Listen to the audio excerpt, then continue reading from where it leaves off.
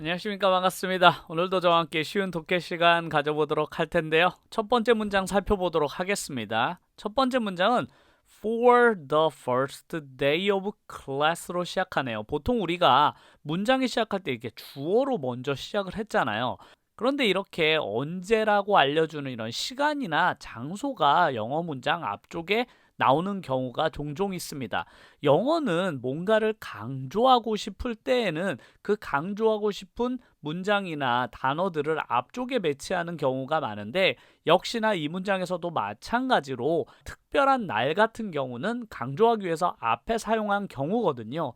단어를 살펴보면 for the first day라고 해서 첫 번째 날이잖아요. 그런데 첫 번째 날인데 뭐 하는 첫 번째 날이냐면 of class, 수업이죠. class는. 그래서 수업 첫째 날이라는 뭔가 특별한 날이잖아요. 그래서 수업의 첫째 날이라는 것을 강조하기 위해서 시간은 보통 뒤쪽에 쓰지만 이렇게 앞쪽으로 가져와서 쓰는 경우가 종종 있습니다. 드디어 이제 주어가 나옵니다. you가 이렇게 뒤쪽에 배치되어 있죠. 그래서 you only need, 너는 only, 오직 필요하다. 뭐가 필요하냐면 to bring, 가지고 오다라는 뜻의 bring 앞에 to가 붙었습니다. 제가 지난 시간에 이렇게 need라는 동사 뒤에가 명사 자리인데 명사 자리에 동사를 집어넣으려면 이렇게 to 같은 걸 넣어야 된다고 했잖아요. 그래서 to 부정사로 명사를 만들어 준 것입니다. 그래서 필요한 게 물건이 아니라 행동이기 때문에 앞에 to를 붙인 게 보이시죠? 그래서 뭐가 필요하냐면 가지고 오는 것이 필요하대요. 근데 뭘 가지고 오냐? A notebook. notebook 하면 공책이죠. And pencil. 연필이네요. With you. 그래서 너는 오직 이것만 필요한데 가지고 와 뭐만? 노트북하고 펜슬. 노트하고 펜슬만 가져오면 됩니다. 라는 문장입니다. 이 문장에는 제가 아까 말씀드렸듯이 이렇게 뭔가 특별한 날이잖아요. 수업 첫날이니까 이렇게 첫날이라는 걸 강조하기 위해서 영어 문장 앞쪽에 이렇게 종종 배치하는 경우가 있더라라는 걸 알아주시면 좋겠습니다. 그럼 두 번째 문장 살펴볼까요? 두 번째 문장의 주어는 the sky네요. sky 하면 하늘이잖아요. the sky. 하늘이 is filled라고 되어 있습니다. 또 나왔죠. 비동사에다가 이렇게 과거분사 형태로 쓰여져 있는 이걸 제가 뭐라고 그랬죠? 수동태라고 했잖아요. fill 하면 원래 채우다라는 뜻인데 is filled 하면 제가 이 행동을 당하는 것이라고 했잖아요. 그래서 하늘이 채운 게 아니라 채워져 있습니다. 그런데 뭘로 채워져 있냐면 with stars. 별이잖아요. 그래서 별로 채워져 있습니다. 그런데 이 별들은 invisible. invisible이라는 아주 좋은 단어가 나왔습니다. 이 단어를 알기 전에 먼저 visible이라는 단어를 아시면 좋을 것 같아요. visible 하면 보이는 이란 뜻입니다. 그런데 앞에 in이 붙어서 반대의 의미가 되거든요. 종종 영어 단어가 이렇게 앞에 in이 붙거나 on이 붙으면 반대의 의미를 가지거든요. 그래서 invisible 하면 보이지 않는 이란 뜻이에요. 우리가 투명 인간이라고 할 때 invisible man 이라고 하거든요. invisible 하면 보이지 않는 이런 뜻이니까 잘 알아두시면 좋을 것 같습니다. 근데 이 별들은 보이지가 않았대요. 언제냐면 by day. day가 날이라는 뜻도 있는데 낮이라는 뜻도 있습니다. 그래서 낮에는 보이지 않던 별들로 가득 차 있었습니다. 이런 뜻이 되겠습니다. 그럼 다음 문장 살펴볼까요? 자, 이번에 살펴볼 문장은 뭔가 되게 시적인 문장인데요. 한번 보도록 하겠습니다. love. love는 사랑이죠. 사랑은 is the only kind. kind 하면 친절하다라는 뜻도 있지만 명사로 쓰였을 경우에는 종류라는 뜻입니다. 그래서 이런 종류인데 뭐의 종류냐면 of fire. 불의 종류인데요. 불의 종류라고 합니다. 근데 only가 붙어서 불의 종류 중에 근데 only가 붙어서 유일한이란 뜻의 의미를 더해줍니다. 그래서 사랑은 불의 종류라고 하는데 유일한 불의 종류라고 합니다. 다른 불과는 다르다라는 뜻이죠. 그래서 다른 불과는 달리 이런 유일한 종류의 불인데 어떤 불이냐면 which is. 제가 이렇게 명사 뒤에 which나 who가 나오게 되면 앞에 문장을 추가 설명해주는 관계사라고 지난번에도 말씀을 드렸잖아요. 그래서 이 불인데 불에 대한 추가 설명이 이어집니다. 불인데 그 불은 is never 절대로 covered by 보통 우리가 cover 하면 덮다라는 뜻이잖아요. 그런데 뒤에 insurance라는 보험이라는 단어가 나갔습니다. 그래서 이 보험이 적용되는 보험의 보호를 받는 이런 뜻이에요. 우리가 그 보험이 어디까지 커버가 되니 이렇게 한국어로도 종종 쓰기 때문에 이 cover라는 것이 적용되다, 이 보험이 적용된다라는 뜻으로 해석하시면 되겠습니다. 그래서 사랑은 유일한 종류의 어떤 불인데 그 불은 절대로 커버될 수 없더라. 뭐에? 보험 적용이 되지 않는 불이더라 라는 뜻이 되겠습니다. 뭔가 되게 시적인 문장이네요. 그럼 다음 문장 또 살펴볼까요? 자, 이번 문장은 주어가 he입니다. he, 그는 이란 뜻이죠. He took a step. take의 과거형인 took가 왔네요. 그래서 take a step 하면 걸음을 내딛다 이런 뜻이거든요. 그런데 took가 왔으니까 걸음을 내딛었습니다. 그런데 어느 쪽으로 내딛었냐면 toward. toward 하면 어떤 방향 쪽으로 라는 뜻인데 누구의 방향 쪽으로 이동했냐면 her. 그녀의 방향으로 took a step. 어가 붙었으니까 한 발자국 다가갔습니다 라고 해석하면 좋을 것 같습니다. 그래서 그는 그녀 쪽으로 다가갔는데 한 발자국 다가갔습니다. in order to라는 아주 중요한 구문이 나왔네요.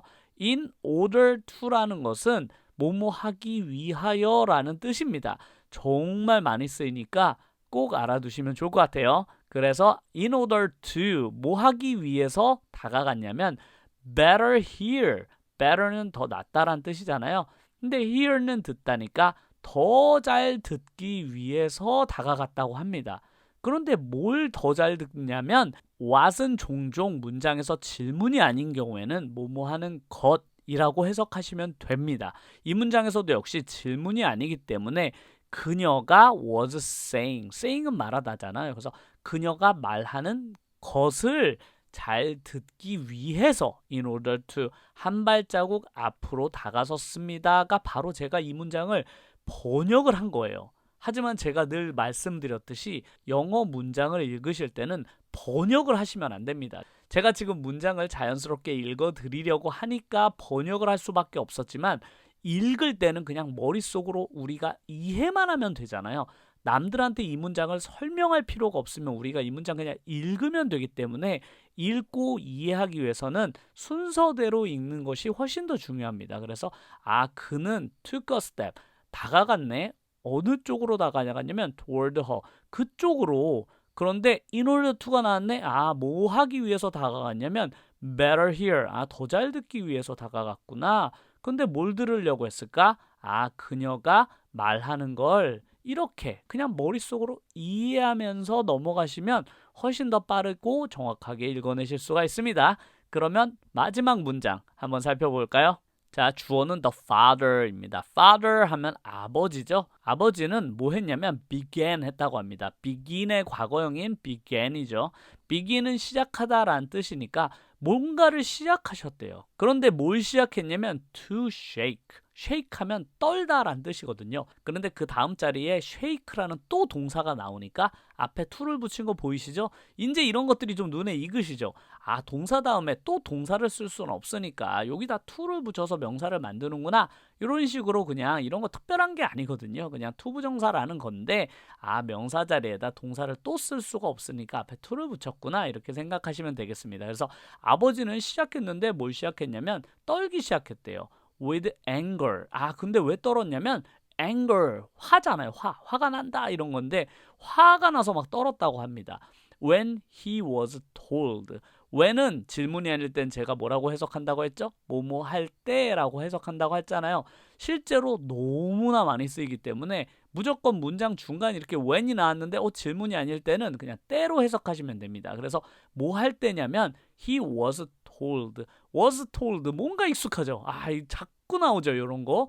비동사 다음에 과거분사. 이 행동을 한 게 아니라 당한 것이다. 수동태 문장이죠. 그래서 그가 told 말하다란 텔의 과거분사인데 텔이 말한다는데 텔이 말하다는 뜻이니까 이 말한 걸 받은 거잖아요. 그래서 들었다라고 하시면 됩니다. 그래서 그가 들었을 때라고 해석하시면 되죠. 그래서 그가 들었을 때인데 뭘 들었냐가 당연히 뒤에 나오겠죠. 그래서 about 뭐에 대해서냐면 his child's 그의 아이의 bad behavior. bad는 안 좋다는 뜻이죠. 안 좋은 behavior. 행동이라는 단어인데요. 정말 중요한 단어예요. 오늘 배울 단어 중에 가장 중요한 단어인 behavior 꼭 알아주셨으면 좋겠습니다. 그래서 아이의 안 좋은 행동을 들었을 때 화가 나서 shake, 떨었다고 합니다. 그런데 역시 지금 저는 번역을 한 거잖아요. 번역하지 말고 어떻게 하라? 읽고 이해해라. 어떻게? 순서대로. 그래서 아버지는 시작했다네? 뭘 시작했지? 떨기 시작했구나. 근데 왜 떨었을까? 화가 났네. 언제? 그가 들었을 때. 뭐에 대해서? 아이의 나쁜 행동. 이렇게 정말 간단하고 빠르고 정확하죠? 그래서 이렇게 독해라는 것은 그래서 이렇게 빠른 속도로 읽어 내려가면서 이해하는 것이 훨씬 더 중요합니다. 많은 분들이 영어 문장을 번역하려고 하는 습관을 자꾸만 가지셔서 영어 문장이 길어지면 길어질수록 더 읽기 어렵거든요. 왜냐하면 영어의 어순과 한국어의 어순은 정말 다르기 때문에 문장이 길어지면 정말 번역하기 어려워요. 그래서 영어를 내가 혼자서 읽을 때는 그냥 읽어 내려가면 됩니다. 순서대로. 그렇게 영어 독해를 하다 보면 아무리 문장이 길어도 외국인이 책을 읽듯이 우리도 그냥 순서대로 단어가 쓰여진 순서대로 그냥 읽어 내려가면 되거든요. 그렇게 독해를 하나하나씩 늘려가는 공부를 앞으로도 저와 함께 해주시면 감사드리겠습니다. 오늘 영상 도움이 됐다. 내가 영어 공부하는데 괜찮게 도움이 됐다라고 생각하시는 분들은 꼭 구독과 좋아요 눌러주시면 너무나 감사드리겠습니다. 그럼 다음 시간에도 쉬운 독해 시간 가져보도록 하겠습니다. 끝까지 시청해주셔서 감사드립니다.